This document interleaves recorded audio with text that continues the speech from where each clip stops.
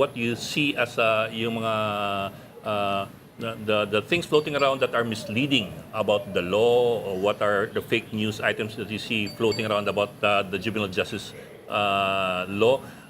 I asked that kasi alam mo, nagiging automatic na pag may mangyaring ganyan, may automatic response kagad na ikulong na yung mga yan o kaya ibaba yung no, I also asked that kasi ganito eh. If even the kids begin to think that walang accountability at their age, which is actually wrong, kasi meron pa rin accountability they Yes. might end up committing crimes because that's what's spreading That is around. true. So In it fact, becomes a yung circle. ginawang issue to nung panahon nila Duterte.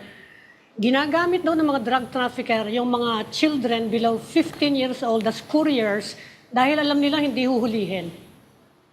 Isa yan dun sa Siguro- mga naging Yeah, issue noon. Yeah, but that's also Yeah. misleading in a sense kasi meron naman talaga accountability except that it's not the same as the criminal accountability. That's why I want to ask you to begin with kung ano talaga yung what really happens, what really Yeah. is in the law. Dalawang aspeto yan, Ned, no, to respond to your question. Number one is that hindi dahil less than 15, automatically wala ng programa o wala nang gagawin sa bata.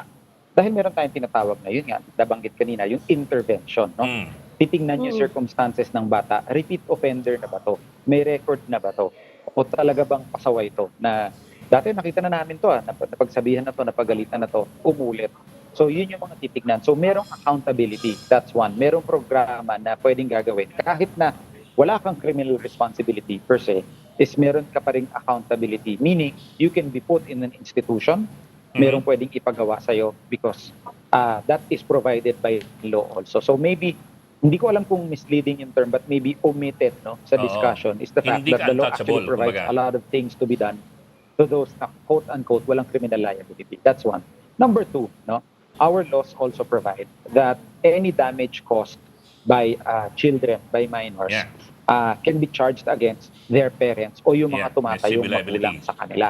Ibig sabihin, kung halimbawa po, ang inyong anak ay nanira ng gamit ng kapitbahay, kung adult po yan, tawag dyan malicious mischief. Kunwari, sinira niya yung isang gamit ng kapitbahay niyo. Pero dahil minor de edad siya, at wala siyang criminal, halimbawa, 12 years old lang at walang criminal liability, hindi naman pwedeng wala ng pananagutan doon sa nasira ng gamit. So may tinatawag tayo na danyos pa rin at ayon sa ating family code, ang damage na kinakos ng inyong anak o kung sino man ang tumatayong magulang sa mga bata ay pwedeng masingil sa inyo, depende sa nangyari. Kasama dyan yung damage to property, injury to the body, physical injuries, and of course kasama din dyan yung civil liability pag nawala ang buhay ng isang tao o pag nakapatay.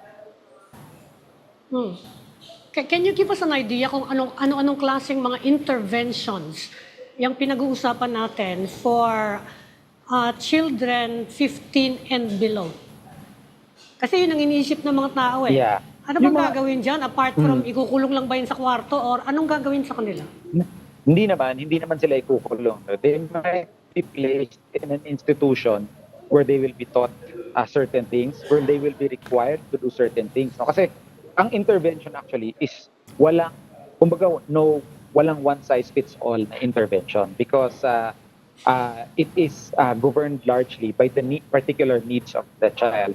Nakalagay kasi sa ating batas, ang pinoprotektahan natin is yung best interest ng bata. So the question is, ano ang programa na makakapagprotekta ng kanyang best interest para masigurado na lalaki yung tao na natuto, lalaki na may bagong kaalaman na tama. So, intervention is not fixed. Kung ano exactly ito will depend. Pero, will depend on a lot of factors. Pero iilan sa mga ginagawa dyan, yun nga, is pinapasok sa institution para turuan.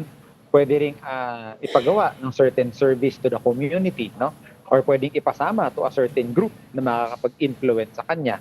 Pwedeng nire-require siya to make certain reports to the intervention officer para tignan or may mga tasks na gustong i-accomplish. O, gusto ko ngayon makatulong ka sa kapitbahay mo, all of these things. So yun nga, it's a bunch of acts, it's a bunch of things na pwedeng ipagawa doon sa bata to make sure na naiintindihan niya yung consequence ng ginawa niya. Kaya nangyayari yun is because it's a consequence of what you did, and therefore, hindi natin pwede sabihin na totally walang liability. Yes, walang criminal liability. That's under the law right now. Pero hindi naman completely walang liability o walang pwedeng gawin doon sa tao na nagkamali. Dahil the law provides certain things to be done in terms of intervention, and doon sa above 15 and below 18, yung tinatawag na diversion program. That's also in the law.